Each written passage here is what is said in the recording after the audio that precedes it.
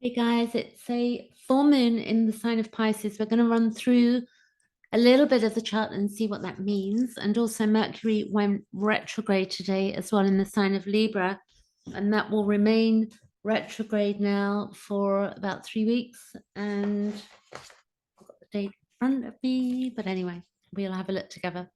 So what we have is that if I get my pointer, spotlight, so you can see the full moon the moon is always opposite the sun when it's a full moon. When it's a new moon, the moon is on top of the sun, or the sun is on top of the moon, whatever way you want to look at that.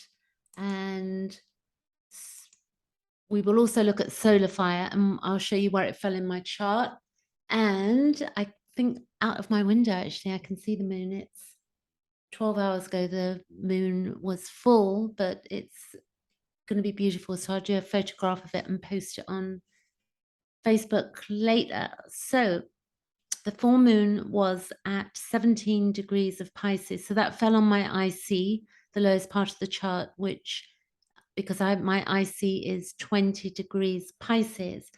And also Neptune is there at the moment. You can see that the moon literally Neptune's involved here, and an opposition to the sun. So we'll see what that is going on and what it means for us.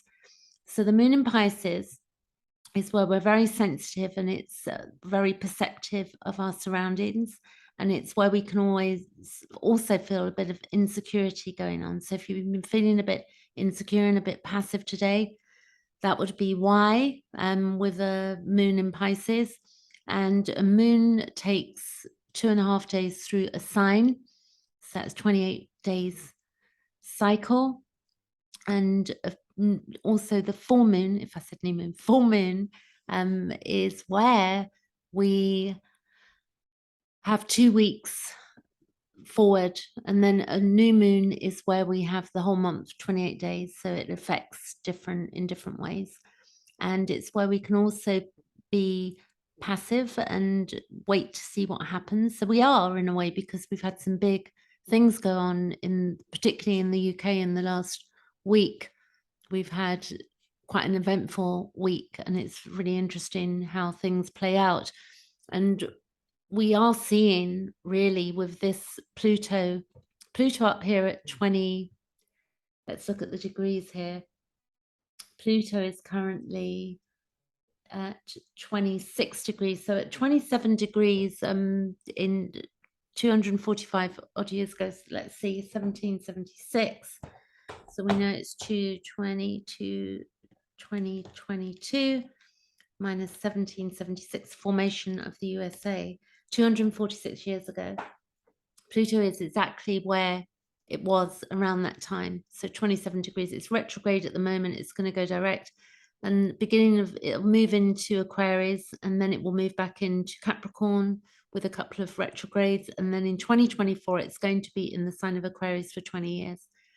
So it's very interesting times ahead of us. And the breakdown of patriarchal rule is what's happening. So whatever we are seeing, that our perception of what we're seeing and the chaos that's going on, is really where we're heading into transformation and transmuting an old way of being. And that is no easy task.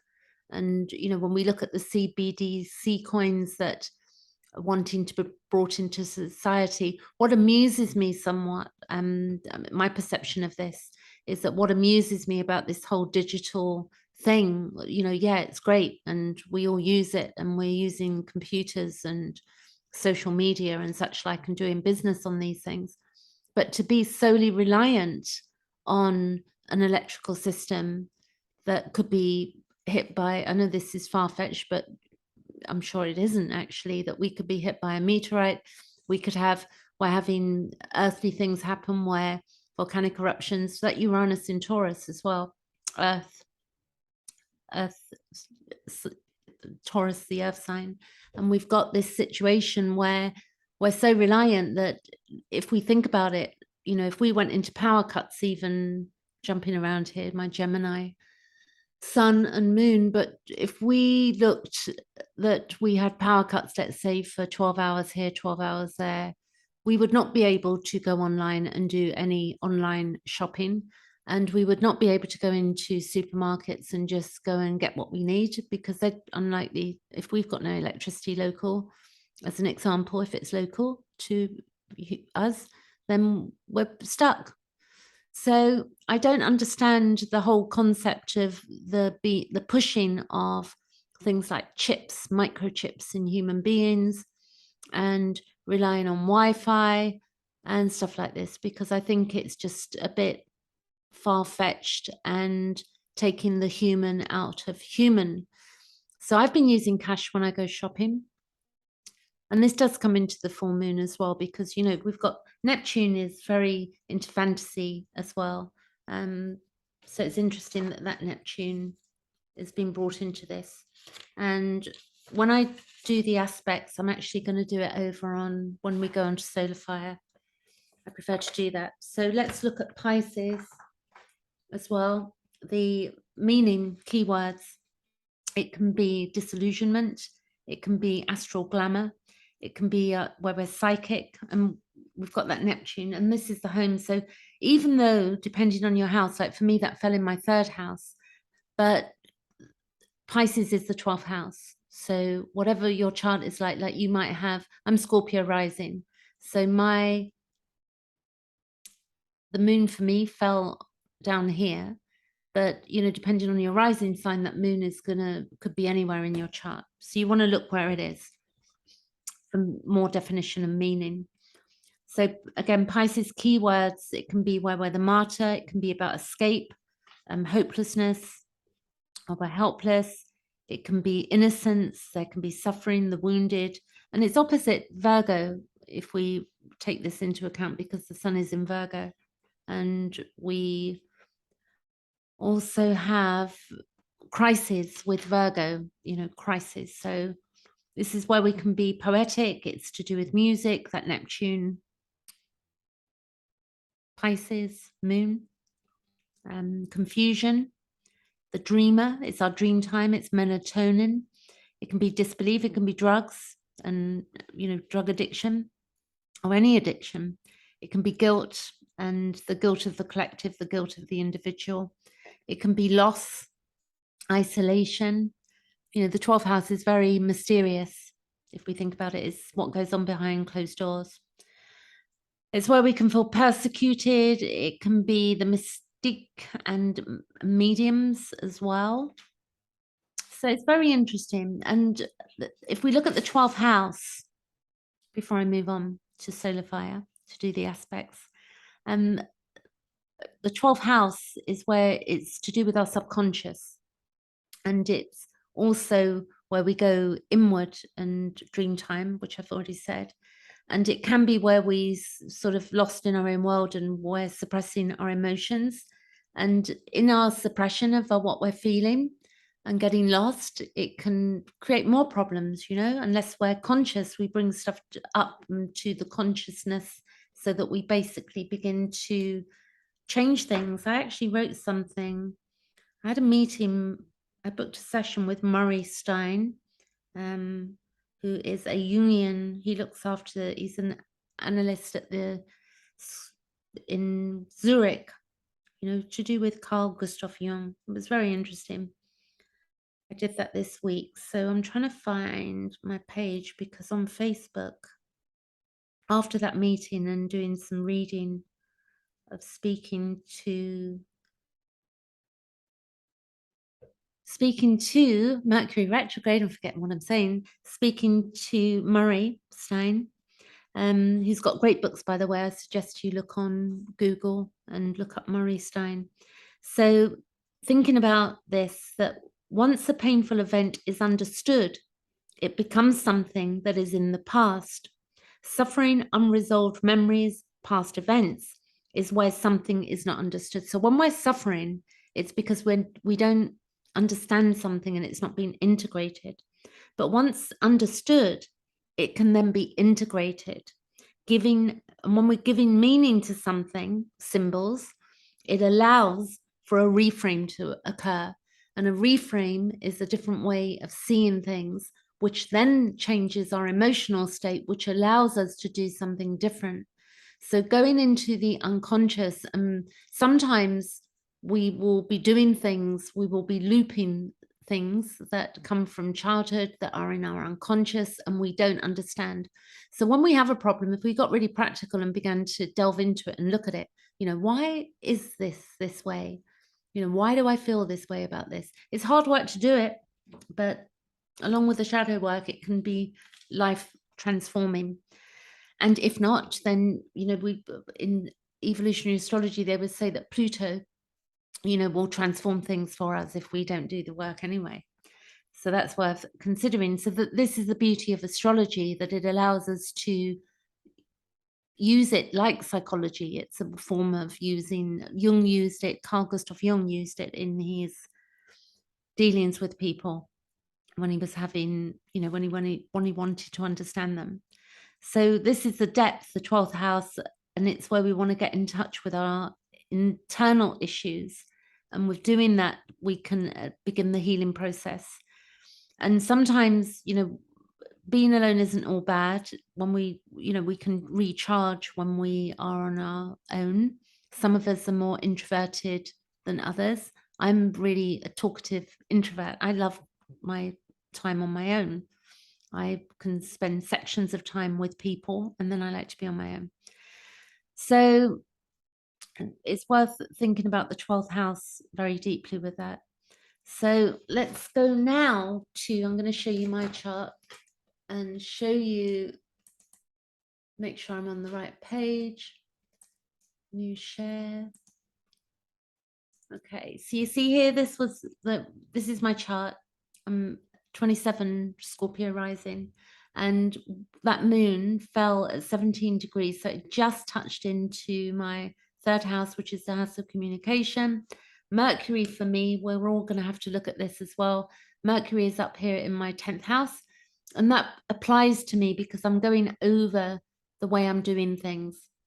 I'm thinking about how I want to do things publicly and understand something about myself. So I'm definitely perfectly placed up here for this. It's retrograde.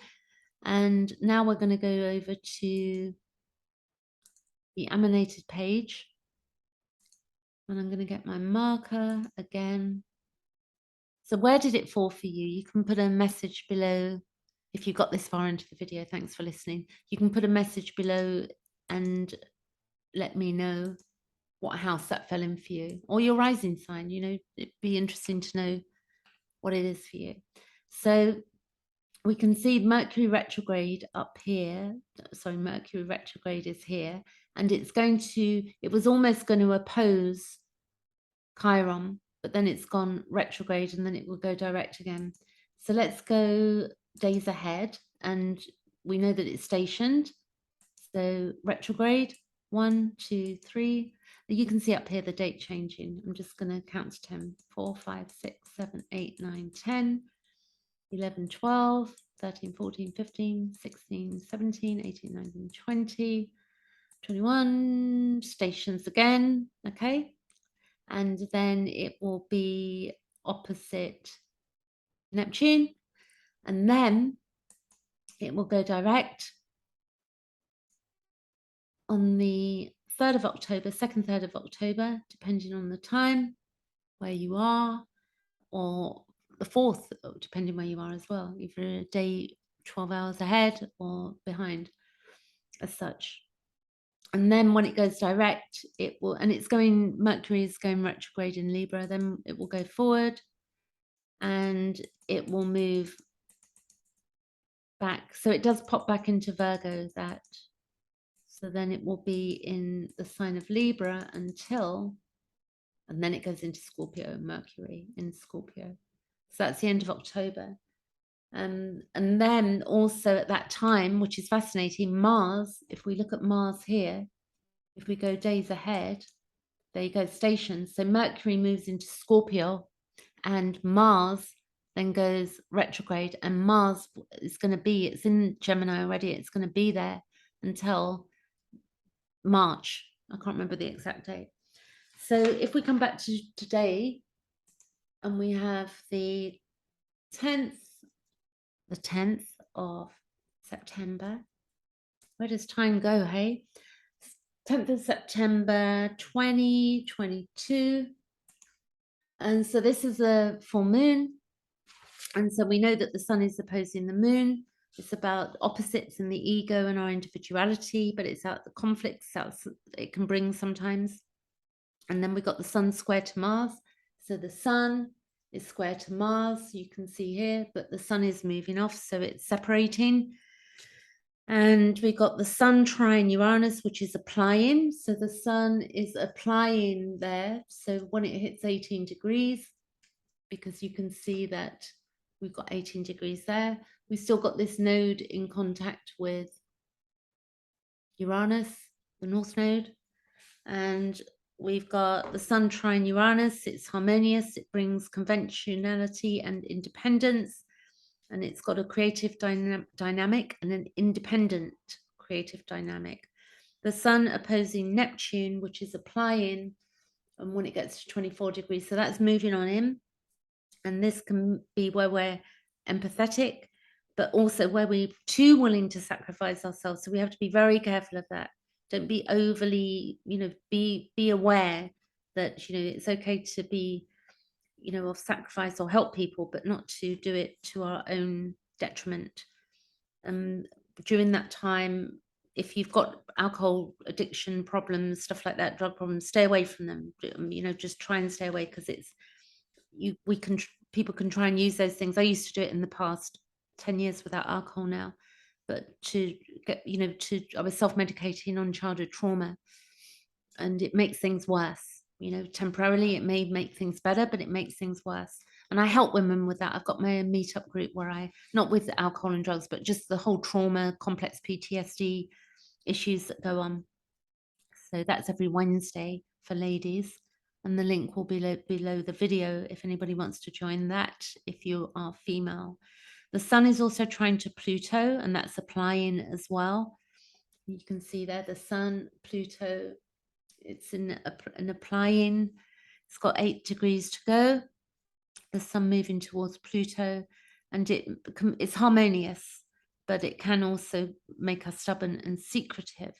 The moon is square to Mars, and that's where we can have emotional tension, because Mars is our libido, not sexual libido, libido in wanting to get things done. It's an energy. That's how Jung saw it, and that's how I see it. Mars is impulsiveness, but it's also in part conscious, because we're making choices. The moon is sextile to Uranus. The moon moves very quickly, but this is a full moon. So the moon conjunct Neptune, and that was applying, we're searching for something transcendental, and it's what often could be quite religious or esoteric. And it's also, again, where we can be self-sacrificing to the point of other people take advantage of us. So we do not want to do that. If we can just get conscious of where we do that, or where we fawn, or where we're codependent because we're afraid of loss in unpleasant situations. And that applies to all areas of life, all rulership and governmental aspects as well. Where are we reliant, where we could be really looking after ourselves? So I'm looking at anything else there. We know that Venus is square to Mars, and this can be where we might get offended more easily. With that Mars in Gemini, it's communication, and it's very interesting what's going on. People have got very different perceptions and belief systems, particularly with the loss of monarchy and stuff like that. It's another divide going on. It was over the injections, there was divide, and now we've got it over that, which is so fascinating.